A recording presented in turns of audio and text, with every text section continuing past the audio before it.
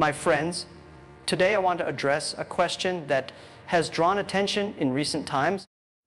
Did Trump threaten Modi? And is this true? This is not just about personalities, but about power, diplomacy, and how nations interact.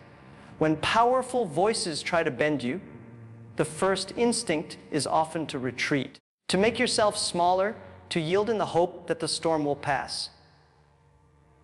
Yet history, business, and personal experience all show the opposite. Those who stand tall in the face of pressure are the ones who shape events, instead of being shaped by them. The image of a leader receiving an ultimatum from a stronger counterpart is a vivid one. It triggers a universal question: what would I do in that moment? The answer lies not in aggression, but in composure, in the deliberate decision to hold your ground without losing your balance. People respect confidence more than capitulation, and confidence is born from preparation and principle, not from bluster. When a nation or an individual knows why they are doing what they are doing, the pressure of outside forces becomes a test, not a sentence.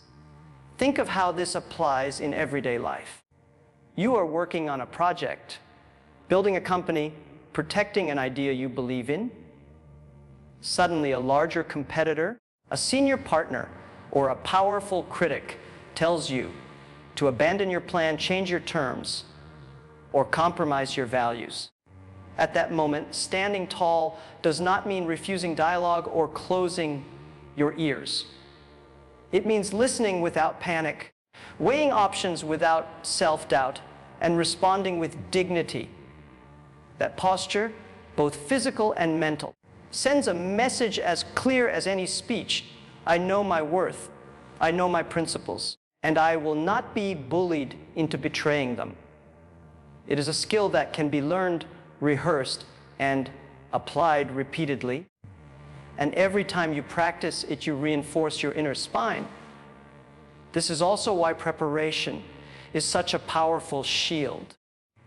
Leaders who walk into negotiations having done their homework, who understand their leverage, who have built alliances, and who have a clear sense of their goals, are far less vulnerable to threats. Pressure loses much of its force when it meets someone who has anticipated it. In this way, standing tall is not just an attitude, but a strategy. It is about cultivating credibility over time so that when challenges arise, your steadiness is believable. Think of the difference between someone who shouts they are strong and someone whose calm makes everyone else lower their voice. The latter has already won half the battle. There is also an emotional dimension. Pressure is designed to unsettle, to provoke fear or anger that leads to mistakes. Mastery under pressure comes from self-control, slowing your breathing, clarifying your thoughts, and reminding yourself of the larger picture. This is why great leaders and great negotiators often appear unflappable. They are not immune to stress. They have simply trained themselves to process it without letting it dictate their behavior. You can do the same.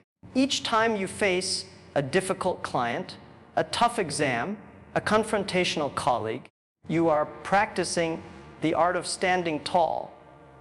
Over time, it becomes part of your character. What if the very pressures you dread are actually the proving grounds for your growth? What if every demand, every threat, every moment of doubt is an invitation to strengthen your resolve and clarify your identity? That shift in perspective turns pressure from an external force into an internal catalyst. Instead of asking, how can I avoid this? You start asking, how can I rise to this? That is where resilience is born. Nations show it on the world stage. Individuals show it in daily decisions. Both derive power from the same root, the courage to be steady, principled, and prepared when someone tries to shake you. Standing tall under pressure does not just protect you in the moment. It builds a reputation, a habit of mind, and a trajectory of growth that others cannot easily derail. Before any country can defend its borders, it must defend its beliefs. Before any person can protect their dreams, they must first protect their mindset. This is why sovereignty, whether national or personal, begins not with walls or weapons, but with the quiet, unshakable conviction that your choices are your own. When external powers issue warnings, tariffs, or ultimatums, the first battle is fought inside the mind. Do we see ourselves as independent actors, or do we unconsciously accept that someone else's priorities outweigh our own? In that sense, every act of self-government, every act of leadership, every act of courage starts as an inner decision, long before it becomes a public stance. The hook here is simple but powerful. If you lose the inner battle, the outer one is already over. Think about how this applies to your own life. People often imagine that the greatest threats come from outside: a rival at work, a competitor in business, a critic online. But the most dangerous threat is internal. The quiet erosion of self-trust, the creeping belief that you cannot set your own direction. Leaders who give in to this mindset may still appear in charge, but their choices will be driven by fear of disapproval rather than a clear sense of purpose.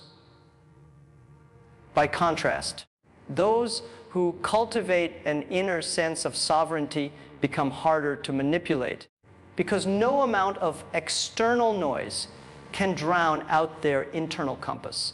This mental posture is not arrogance. It is clarity about what you stand for. It is also deeply practical. Negotiators who know their non-negotiables have an easier time making deals. Professionals who know their personal values can pivot and adapt without losing themselves. Countries that articulate their core interests can withstand economic or diplomatic pressure more effectively. This is why the most disciplined athletes and entrepreneurs spend as much time training their minds as their bodies or business plans. They understand that without mental sovereignty, external success can be easily hijacked by the next trend or threat. With it, even setbacks become temporary. Another dimension of mental sovereignty is preparation. When you know your strengths, weaknesses, and long-term goals, you can filter outside advice and threats through a lens of discernment rather than panic. Imagine walking into a high-stakes meeting where everyone expects you to yield. If you have rehearsed your arguments, done your research, and clarified your principles, you can listen without fear. The very act of listening calmly becomes a demonstration of strength.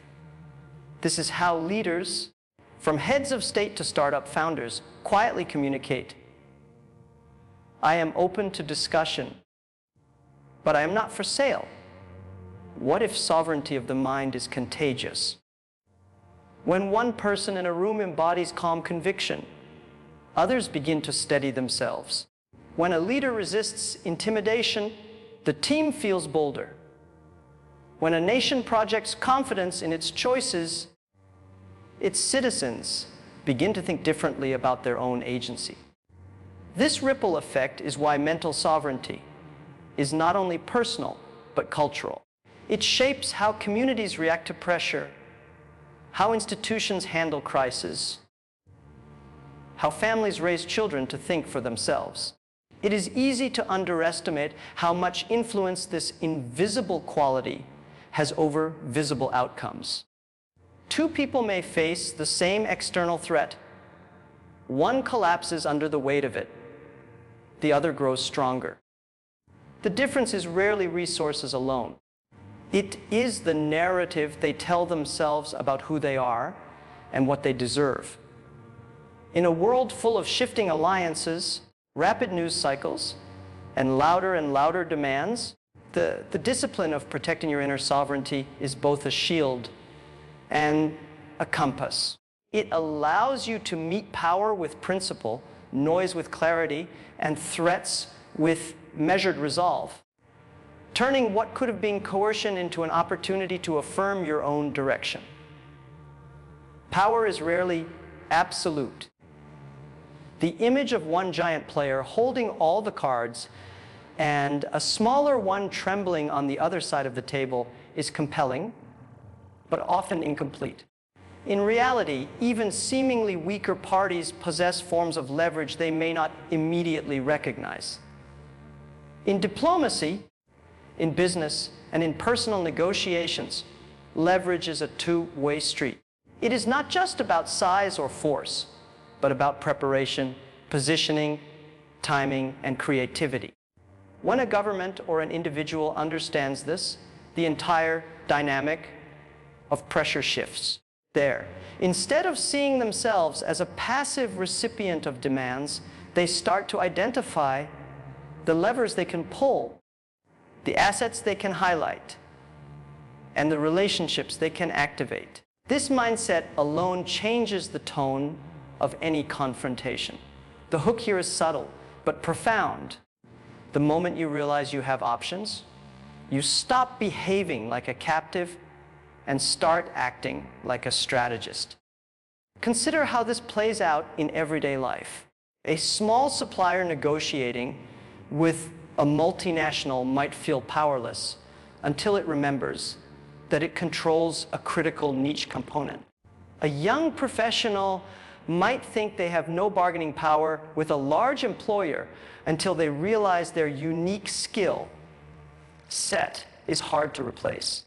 Nations behave the same way. A country under tariff threat may still control access to markets, supply chains, or strategic alliances that matter deeply to its counterpart. Recognizing these assets does not mean becoming arrogant or reckless. It means bringing them to the table thoughtfully, signaling that pressure will have costs as well as benefits. This is how smaller actors punch above their weight and how larger actors learn to respect them. Leverage also comes from unity. Fragmented voices are easy to ignore.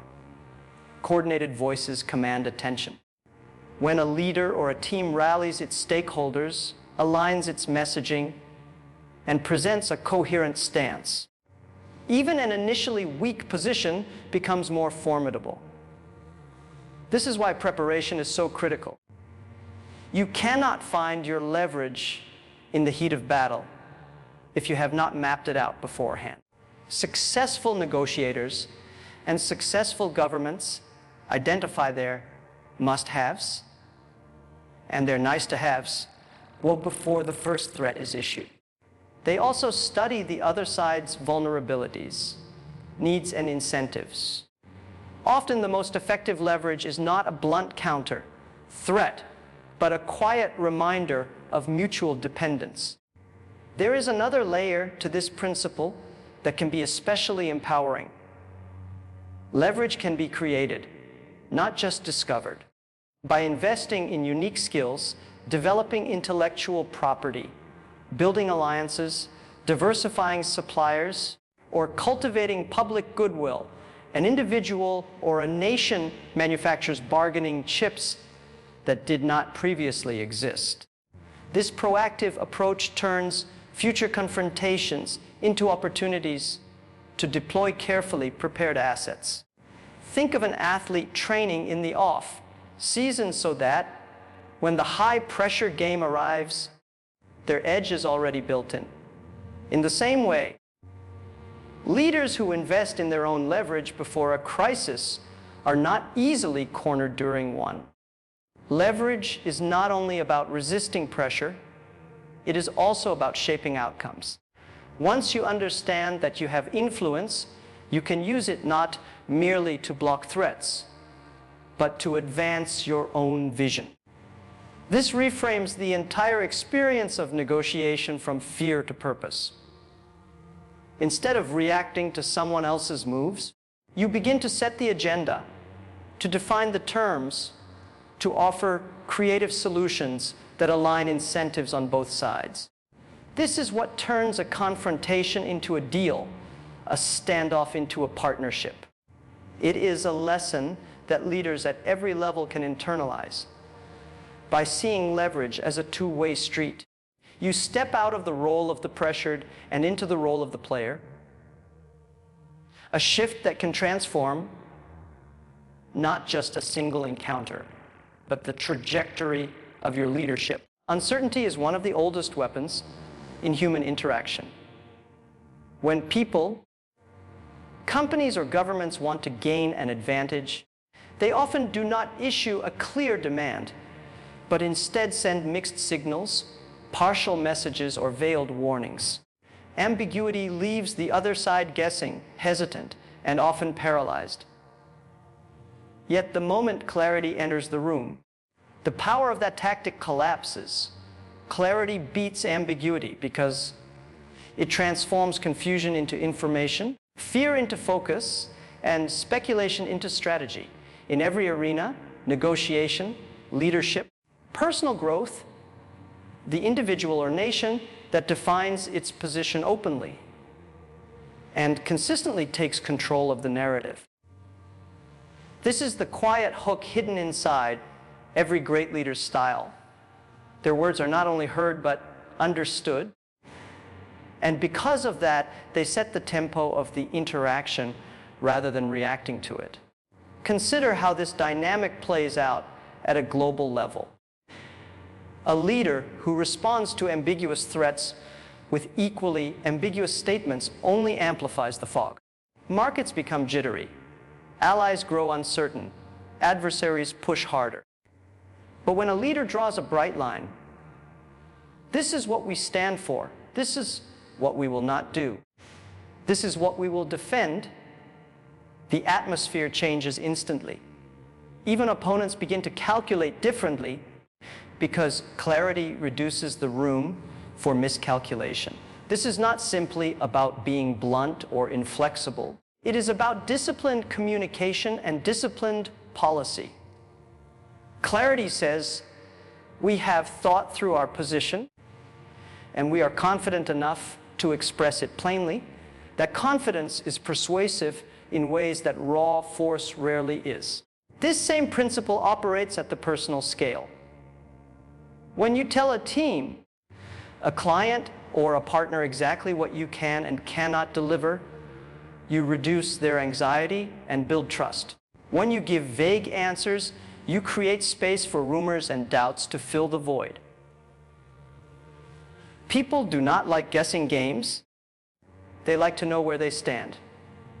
In a high-pressure environment, the person who speaks with precision instantly distinguishes themselves. They become a stabilizing influence in the room. Others unconsciously orient around them, just as ships orient around a lighthouse in a storm. This is why clarity is a leadership trait, not just a communication skill. Clarity also requires courage. Ambiguity can be tempting because it feels safer to leave your options open. Yet that short-term safety often costs long-term credibility. When you speak vaguely, you may avoid immediate backlash, but you also forfeit the power of expectation. People cannot hold you accountable for what you never clearly promised, but they also cannot rally behind you. Clarity commits you. It is a public declaration that you will be measured against. That is precisely why it is so powerful. By nailing your colors to the mast, you demonstrate belief in your own direction. That demonstration becomes its own source of influence. Clarity is contagious. One clear voice in a room of muddled thinking can shift the entire conversation. One clear policy in a world of mixed signals can anchor alliances. One clear plan in a team of uncertainty can turn paralysis into action. People crave leaders who will tell them what is true, what is possible, and what is expected. They crave it because clarity reduces stress and unlocks energy. In your own life, you can practice this by articulating your goals in writing, by stating your boundaries calmly but firmly, by turning vague hopes into specific commitments. Over time, you will find that threats lose much of their force because there is no fog for them to hide in. You will also find that opportunities multiply because people are drawn to those who make things understandable. In a world that grows louder and more confusing by the day, the rare person who can cut through the noise with a steady, honest, unambiguous message becomes not just a participant, but a reference point, the one others watch to see where to move next. Fear can make people obey, but it rarely makes them believe. Throughout history, leaders who built their power on intimidation discovered that compliance purchased through fear is brittle. It lasts only as long as the threat feels real, and the moment the threat weakens, loyalty dissolves. Respect works differently. It creates a durable bond between leader and follower, between company and customer, between country and citizen. Respect is earned through consistency, fairness, and competence, not through coercion. When a leader acts with integrity and clarity, people align not because they are scared of punishment, but because they see value in the direction being offered. The hook here is compelling. Fear produces silence, respect produces trust, and trust multiplies influence far beyond the reach of threats. This principle is visible in international relations as much as it is in personal life. A nation that relies on economic or military threats to get its way may achieve short-term victories, but over time it cultivates resentment. Partners begin to hedge their bets, alliances grow fragile, and reputation erodes. By contrast, a nation that treats counterparts with dignity, listens as well as speaks, and honors its commitments can negotiate from a position of moral strength. Even when disagreements arise, the underlying respect acts as a buffer, allowing space for compromise without loss of face. The same is true in a workplace. A manager who leads by fear may see quick compliance, but innovation dries up because people stop taking risks. A manager who leads with respect creates psychological safety, which is the soil where creativity and initiative grow. Respect does not mean softness. It does not require you to accept bad behavior or to forfeit your interests. In fact, one of the fastest ways to lose respect is to appear weak or inconsistent. What makes respect powerful is the combination of firmness and fairness. You set clear expectations, you enforce them consistently, and you do so without humiliation. People come to understand that you mean what you say, but also that you are guided by principles rather than whims. This predictability is what turns grudging compliance into genuine loyalty. It is why some of the toughest leaders in history are also the most admired. Their toughness served a purpose larger than themselves. There is also a psychological dimension worth noting. Fear narrows the mind. When people are afraid, their mental energy is spent on self-protection rather than collaboration. Respect expands the mind. When people feel respected, they think more broadly, they take initiative. They bring you ideas you would never have reached alone.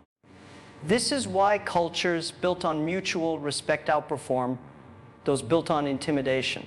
It is not just a moral argument, but a strategic one.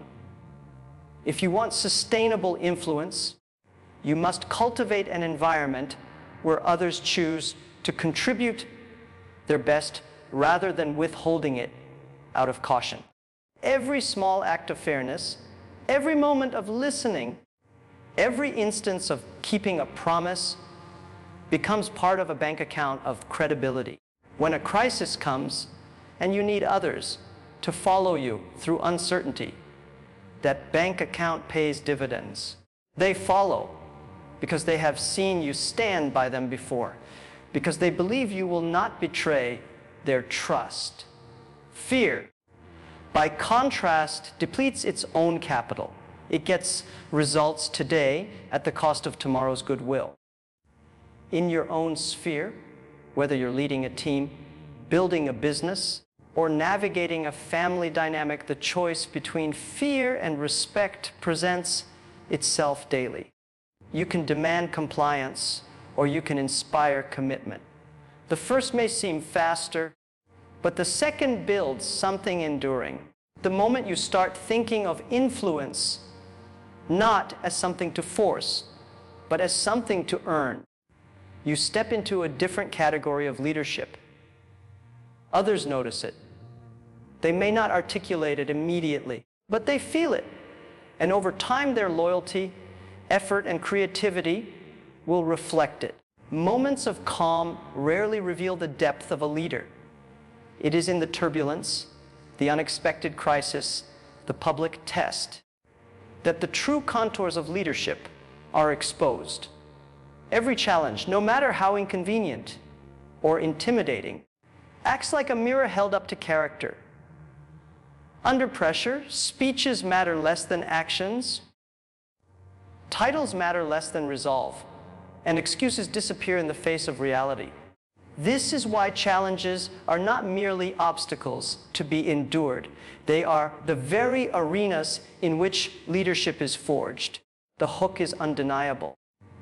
The trial you wish would go away may be the very event that proves you capable of something larger than you imagined. Think about how this plays out in real life. A project suddenly derails, a partner backs out, a competitor launches an attack, a public controversy erupts. Everyone looks around for direction. At that instant, leadership is not a position but a behavior. It is the calm voice, the composed posture, the deliberate choice to focus on solutions rather than blame. The leader who can transform chaos into clarity creates an immediate shift in the room. Anxiety begins to recede. People start thinking creatively again, and a path forward emerges. This ability to convert challenge into momentum is the hallmark of resilient leadership. What makes this so powerful is that challenges strip away illusions. In easy times, one can borrow credibility from the status quo, from inherited systems, from borrowed authority. In hard times, only authentic qualities, courage, empathy, discipline, vision, retain their value there. A leader who has cultivated these qualities long before the crisis will draw upon them naturally. A leader who has neglected them will find there is nothing to draw from. This is why the best preparation for leadership is not rehearsing speeches, but developing character and competence in ordinary days, so that extraordinary days can reveal rather than fabricate your strength. There is also a developmental dimension. Each challenge, even a small one, is a practice field for larger tests to come. By facing discomfort now, you build the muscles you will need later. By confronting setbacks rather than avoiding them, you learn how to navigate complexity without panic. Over time, what once felt overwhelming becomes manageable, and what once seemed impossible becomes your new baseline. This compounding effect is invisible until you are thrown into a situation that would have crushed your earlier self, but now only sharpens your focus. Challenges seen through this lens are not interruptions of your leadership journey. They are the curriculum. Challenges reveal not just who you are, but what you believe. Under stress, platitudes fall away. You are forced to choose between values and expediency, between short-term relief and long-term integrity. Those choices send powerful signals to everyone watching. People may forget the specific details of the crisis, but they will remember how you behaved in it. They will remember whether you kept your word, whether you protected the vulnerable, whether you stayed calm when others lashed out. These memories become stories, and those stories become your true leadership brand. Finally, it is essential to realize that leadership under challenge is not about perfection, but about presence. No one expects a leader to have every answer in a crisis, but they do expect honesty, steadiness, and a willingness to act, showing up fully, admitting what you don't know, listening deeply, and then making a principled decision. All of these behaviors turn pressure into legitimacy. They build trust even when outcomes are uncertain, and that trust is the foundation that allows a team, a company, or a country to move forward despite fear.